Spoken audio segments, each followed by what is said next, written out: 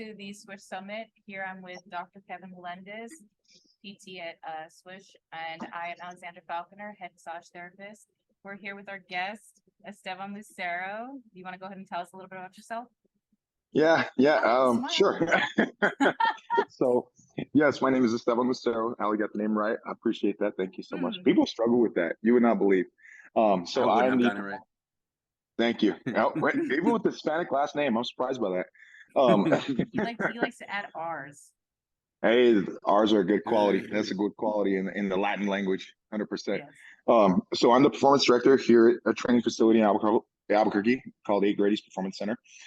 We are home to a ton of youth, high school, college, some professional athletes, and then of course we have a whole slew of adults as well. So we get to see the whole gamut.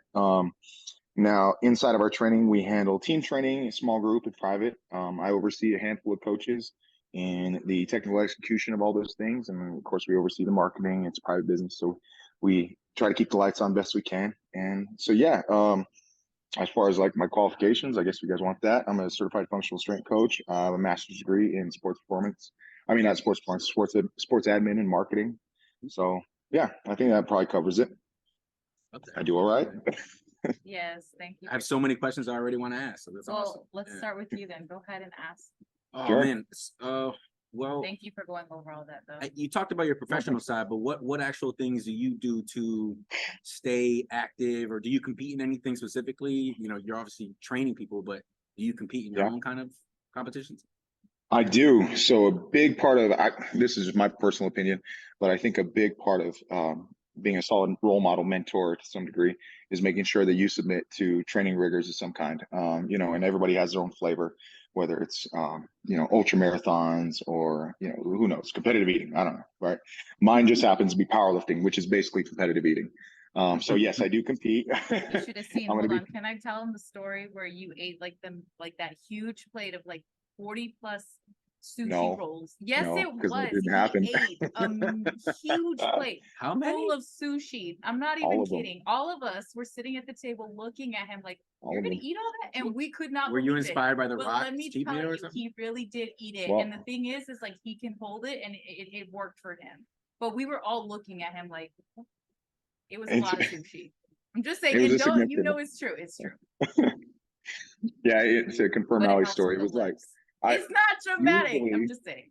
No, to confirm Ali's story, 100%. No, there's a place that we frequent here in Albuquerque. It's called Yoshimame, so I'm gonna put them on. So if anybody visits Albuquerque, that's the spot, and it's all you can eat sushi. And I typically go for the raw fish, so like rainbow rolls, that sort of thing. So 8 rolls probably does it for me. That's par. So yeah, Ali's correct. Kind of back to your question, doctor. Sorry. Yes, I do compete. I powerlift, and then I train jujitsu in my off season. I'm doing a little bit of less of that right now because I have some strong goals, I guess, or aspirations when it comes to powerlifting. I'll be competing in December alongside the girls, and so I think it's really valuable. And I think maybe where I've taken a different step, or maybe have a different vantage point, is enlacing the powerlifting aspect of what I do and enlacing that with the sports performance side of what we do. So the training that I do, while it's still powerlifting, progressive overload, all that sort of stuff, we pay special attention to nutrition, mobility, recovery. So I feel like it's a little bit more all-encompassing and holistic in nature, just because I do want to compete, but I remember that's recreational. It's for fun, and I still need to be able to demo. I still need to be able to move. And I can't just be a guy who's good for waddling up to a barbell. So yes, that's the long-winded answer. Yes, I do compete. No, we love the long answer. It's a good thing. It's the exact platform for it, so I appreciate it. Yeah. Well, thanks. I had a question for you. So sure. We've known each other since 2019, and my question. Way too long. I know, right? Stop it. What was your starting point in powerlifting? Like, what year did you start, and when did you decide that this was the route that you really wanted to take? So for me, it started with football. So I was a competitive athlete my whole life. Played football probably since the time I was about 8 years old, and that turned into playing in high school, playing in college, and then playing professionally for a little while for an IFL team. And so in that time, of course, like I'm vertically challenged to some degree. Like I'm only 6 feet tall, like, and so I had to get big and strong to be able to compete on that level, right? And not just big and strong, but agile, apt, movement capability, all that sort of thing, and of course, stay healthy. And so that kind of set the stage for my powerlifting career. Once I was done playing football, I still needed some creative avenue or something to pursue, I guess you would say. And so I made the transition, I guess, probably, I don't know, 2016-ish, when I started to dip my toe in the water. And I wouldn't, here's the thing is, I don't know that I wouldn't say that I'm internationally serious about it, meaning like I competed at a pretty high level in state and local level. But it was just my own way to still pursue something, stay athletic, stay healthy, that was outside of, the athletics that I was familiar or accustomed to. And it turns out I'm pretty good at it. So I love that. I love that. It's funny you mentioned twice since we've had our conversation so far. You talked about how your facility does prioritize recovery to a certain sense, and even as your NFL career, or sorry, not NFL, but your professional career, you talked about health. What are some things that you've noticed from the beginning of your career till now that you've changed in your recovery routine? So what have you added? What have you modified? What have you done more? What have you done less? Oh, the one that sticks out, and it shouldn't because it's obvious, is my nutrition. Nutrition has been something that I'm only just now getting used to. We were talking about competitive eating a little while ago, and when you're playing sports, you can kind of get that way because you're. Yeah, yes. But when you're playing football, you can get away with that stuff, and when you're younger, when you're younger, you can get away with a little bit more of that. But as far as my diet and nutrition, that has changed and elevated me in so many different ways. I mean, I'm stronger than I've ever been. Probably just as athletic, if not more athletic than I've ever been. So nutrition is like probably the one that I preach as often as I possibly can with the athletes. But I don't want to put aside the other recovery mechanisms that we think are important. So rest and recovery, specifically when it comes to their sleep. Just this morning so I coach a high school team out here. I do their speed and agility and change direction. But just this morning we were talking about their sleep and their recovery habits when it comes to sleep and making sure they're getting 8 hours, and none of them are, right? So it's a constant conversation. I know you guys are shocked, right? When you were in high school, you guys were getting to bed at 9, right? I was getting like 4 hours. Right. 5, 4.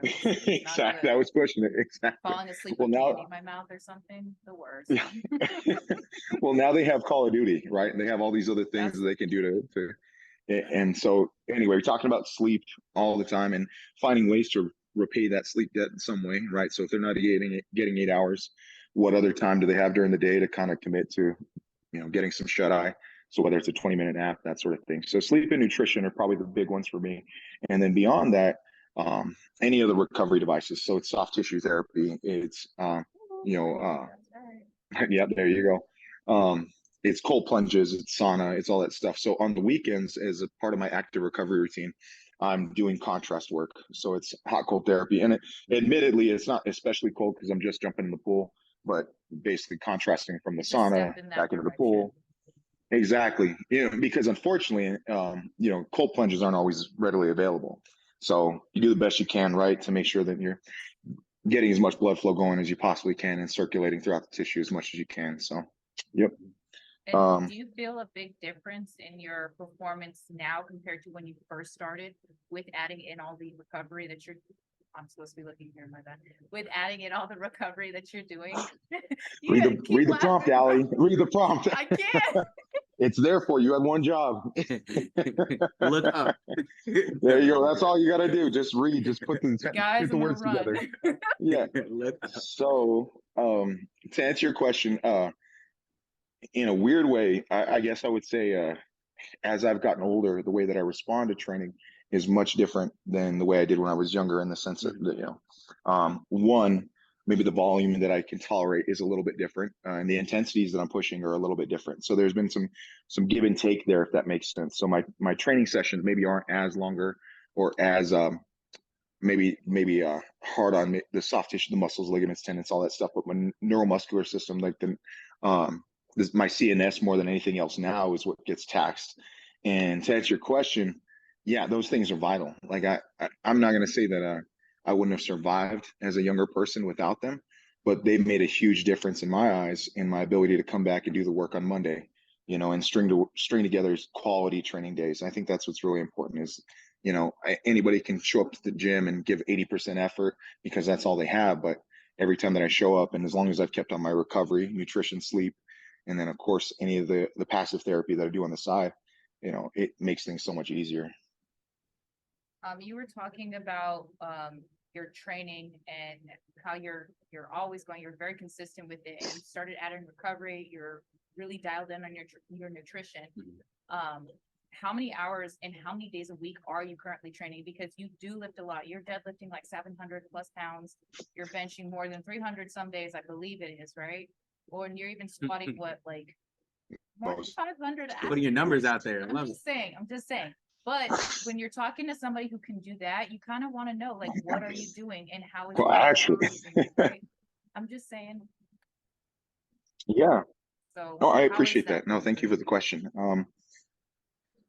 So as far as my own personal training goes, like I said a second ago, my training intensity has probably remained constant, right? Like I'm always coming into training sessions kind of focus driven, making sure that I'm fully present. But as far as the volume that I'm doing, sorry, I mean, go ahead. You were saying that you're fully present. So do you feel like you're practicing like some sort of mindfulness before you go into your session? Yeah. Well, I'm glad yes. So that's probably something I should touch on a little bit. Another piece of when I say holistic, another piece of our training here in the environment that we're in is the sports psychology, like the part of it, what's going on between your ears. In the sport of powerlifting, it's in a lot of ways like football, just maybe another metaphor. It really is a game of inches and centimeters when it comes to making sure bar path's correct, making sure that your depth is correct, making sure that you're doing your little, inner checklist correctly, whether it's your bracing practice, your head position, all that kind of stuff. So yes, like going to training sessions, I have to be dialed in. Like there aren't any days that I can really phone in, and making sure that when I am training, it's complete and I'm there for all of it and not just like kind of meandering through it, if that makes sense. Yeah, exactly. Like I'm the type of person, if I can get in and out in 45 minutes or an hour and a half, that's perfect. Like that's ideal, right? Don't look at me. I'm like, oh yeah. Hey, I'm so happy you said that. Whatever. Yeah, I'm so happy. I'm a minimum effective dose guy. I really am. I really believe in that. Minimum effective dose, in contrasted by the maximum recoverable volume, right? Like there's got to be that in between. Like you got to be able to push yourself to know where your limits are and try to thread that needle as much as you can toward the recoverable volume side of things. So you can make progress faster, I guess. So absolutely. I love that. It's funny because when in my profession, obviously we deal with a lot of injuries. The number one thing for injury is workload. So if you're overdosing or have too much workload, that's the number one sign for injury. So when people think, I think people have a perception, and so did I before working with professional athletes, was, oh, they're just going all the time. And you start to think, actually, a lot of their work is corrective treatment, efficient, effective, low dose, because they don't want to overdo the CNS as well as even their own muscle and, rhabdo, so on and so forth. But it is actually really about how can I be as efficient as possible without spending so much time under load? And that will allow me to feel the most maximum strength at time of competition, with high training days and high doses at maximum. That way you train effectively. The reason why I'm saying this is because what was a misconception or something that you learned so far during when you started training people till now? Like what's something that's like, oh man, I wish I would have known this early and I love telling people about? Well, gosh, there are a lot of things that come to mind. Part of it's from playing experience and part of it's from my professional experience. The thought process or the concept of minimum effective dose, that it's not how much of something that you do, it's what you do and how well you do it. Specifically when it comes to training. Now, I think that like I said, there's a give and take there because in terms of, my expression when it comes to powerlifting, right? The intensities that I'm pushing, the weights that I'm pushing, I just can't tolerate any more volume because I'll get hurt. Like that's a good way for me to get hurt real fast. And the same is true with athletes. And I think maybe what's opened my eyes is some of the antiquated practices that we see surrounding sport especially at the lower levels, and then sometimes permeating into the higher levels. That comes from coaches who do truly still believe in grind, grind, grind, grind, grind. And I think that there's some merit there. Like, I think that the mentality and the heart's in the right place. But with regard to 3-hour practices and running guys until you puke, like, that's something I never ascribe to, and I don't think is valuable. It shouldn't be high on the priority list. Whereas preparedness is probably something more that I strive for when it comes to making sure that the athletes get what they need, versus positing on them what I think that they want, or what I think makes a good team or a good athlete. So yeah, I think that's probably it more than anything else, is making sure that we're not over prescribing.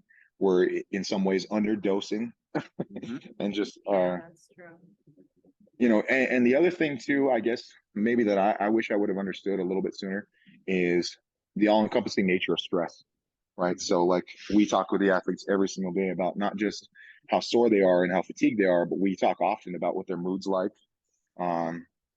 We talk often about what's going on in their home life, getting to know those kind of stressors too, because we talk about not all stress is, the same stress, but all stress matters.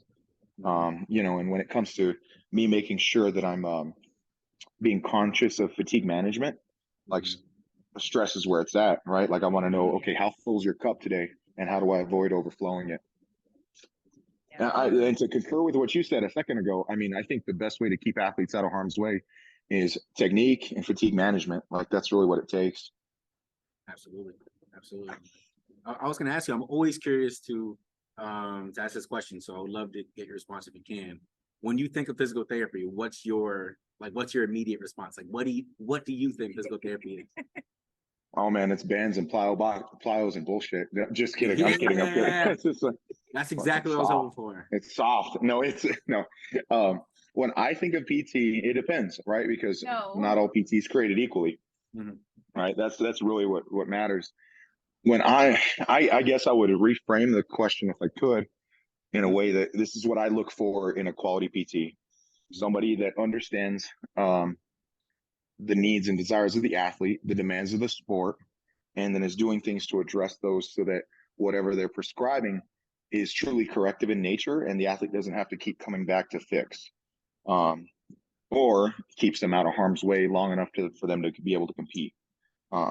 That's what I'm after. Whenever I send somebody to PT, I'm like, okay, how well do they problem solve with you? What are the things that they assign to you to make sure you're getting your homework done? And how well does that address, once again, the demands placed upon you from your sport? Because I've seen it done all different ways, and I think sometimes where maybe a pitfall that PTs can run into sometimes. Again, this is a very broad blanket statement. Yeah. People get mad for me for saying this, but PTs and doctors kind of exist in the silo that doesn't accept or appreciate the force demands that come with sport. And so leg extensions are great. Like band work is great. Let's hold them back a minute. Let's pull them back. Is that what you're saying? Yeah.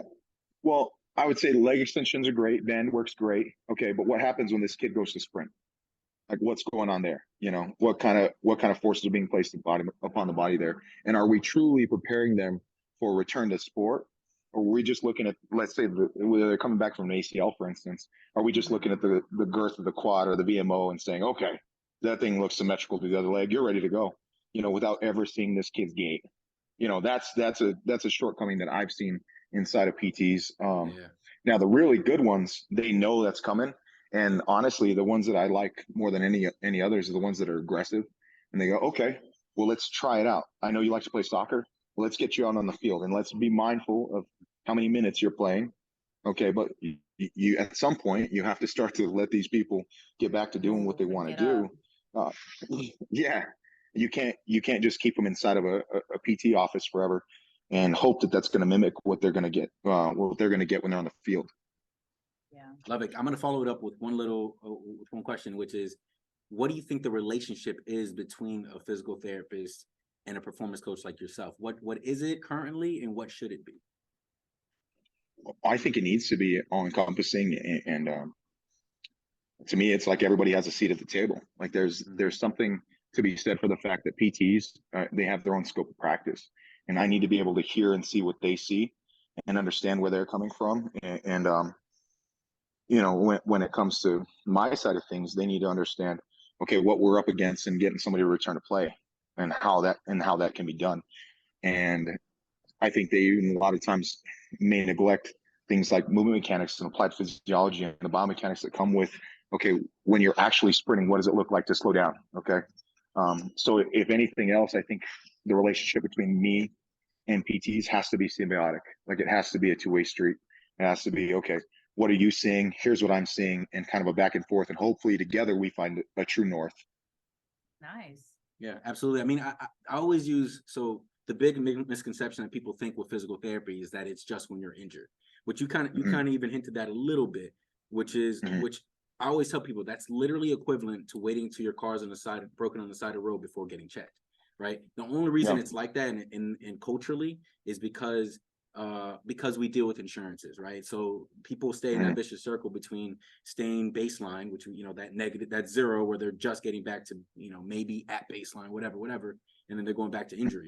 Whereas, like you mentioned, good physical therapists and bad physical therapists, good physical therapists, if you're a good body mechanic, because I'm just a mechanic of the body, is going, okay, here, this is you no longer have the flat tire, this is tight, your oil's good, this is going well, this is going well. Let's have somebody test your car around the track. I always say my job is to, at the pit stop, make sure everything's going well. Your job is to teach them how to go around that circle as efficiently and as best as possible, right? But in order to make sure that the car is doing well, I have to test it out a few times as well. And that's where that symbiotic relationship comes, where we go, hey, this is what I saw. You know, they're veering on the left a little bit. They're doing this a little bit too much. They're putting their little heavy footed. I'm using that metaphor, you know, obviously a little extensive, but it's making sure that their car is aligned and moving the way it's supposed to move as a movement specialist. And then we have a conversation to go, okay, what are you seeing? How can we make sure that their car is built to perform the sport or the activity that they need to perform?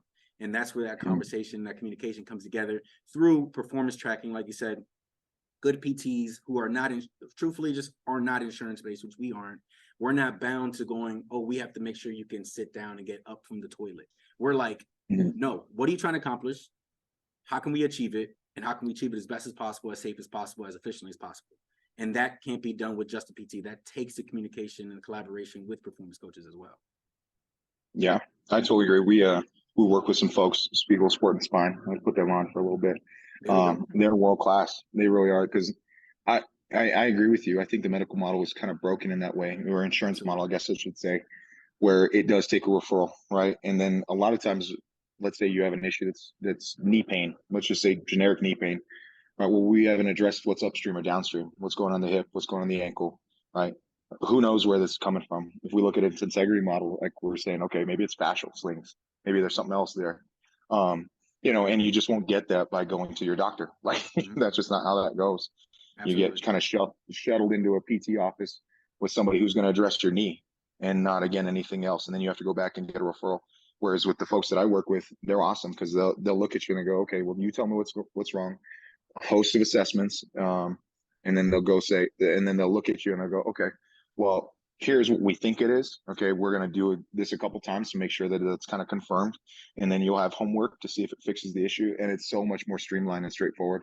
You know, and I think people sometimes are a little bit, and because they're locked into insurance premiums, they're a little bit hesitant because they see upfront costs and they go, okay, how am I going to afford this? When in actuality, it ends up being way cheaper in the long run. Absolutely. Say that again. Yeah, it ends up being a lot cheaper in the long run. No, it's the truth. It is. Yeah. It's literally the purpose and the reason why we opened up Swish, right? Swish is everything you're preaching about the good side of physical therapy is what we strive to do. You know, one of the big things we do here is we look at it's holistic type of, I'm a performance therapist is what I always tell people. So it's like it's not just your knee, you know, the funny thing about the knee is like 70% of the time it's the victim, not the suspect. So like, and that's, so it's like if somebody's just looking at your knee, I could make a claim it's malpractice, right? So but the insurance and medical model is it is broken, but at the same time it's not, because they've perfected it so they can make the most money as possible because it's a business. So it's broken to treat us the right way, but it is perfectly fine for them to make the most money. So that's what I always kind of tell people is like, so the way, get out of the matrix, get with people like yourself, get with people like myself and other clinics who go, this is how we run things, not to just get you back to baseline, but get you as best as possible. I love what you're doing and the thought process behind why you're doing what you're doing is pretty dope to hear. So. Well, I appreciate that. No, you guys are awesome too. Thanks for having me on. I have one more, but do you have one? Sure. Go ahead, you're on a roll. Okay, I was gonna say I am actually competing in my first powerlifting meet with you guys. Hey, Yeah, I got nice. Yeah. Yes. There So something happened. I love to learn. I'm curious by nature, and I don't ever think I know it all. So I'm saying that as somebody who's never competed, give me some words of advice, and to anyone else who's never competed. Thank you. Please and thank you. Allie's big about that. There's no question. So big about what? Please and thank you. Yeah, she is big of a which is probably not a bad thing. Thank you. So my words of advice are to have a good time. I think that what can happen to young powerlifters is the moment gets too big, right? And they start to make it into something it's not, where it's more about the experience in the community. You're not going to break any state records your first go around. Nobody ever does. And then I think that'll never happen. But instead, what you should do is try to make it the most fun that you possibly can, so take some of the pressure off in that way. In some ways it's like a dress rehearsal for if and when it ever gets more serious, but in the moment, what you're trying to take in more so is the community and even some of the thrill, and that's not to be lost. We had a bunch of girls who just competed in July, and it was I think almost everybody minus Sandra's first powerlifting meet, and again, noticing, just being mindful, I think is another thing. And maybe that's what I'm trying to say, is being aware that you're nervous, being aware that it is a little bit stressful, but it's eustress. It's a good kind of stress that you should embrace and channel into something that can be useful. If anything, don't take it too serious. Everybody will have a good time. What is it? Why so serious? Yeah. No, I appreciate it. Thank you. I'm really gonna take that to heart though, because it definitely is easy, especially as a previous, I'm always an athlete, but it's like it's easy just to dive in and be like, put that pressure on yourself. But I definitely won't. So I appreciate that. Really. Of course. Please and thank you. Yep. Oh wow. But yeah, thank you for coming on. Seriously, and you're officially our first guest. So hey, you set the standard pretty high. Yeah, you really did. We're gonna look back at this and go, that was really bad. Those were yeah. We barely looked up, so it is like, no, maybe thank you again. Like not had the faces. Okay. Well, you take care, man. Thank you. Cool. Thank you guys. Appreciate it. Talk to you soon. Bye.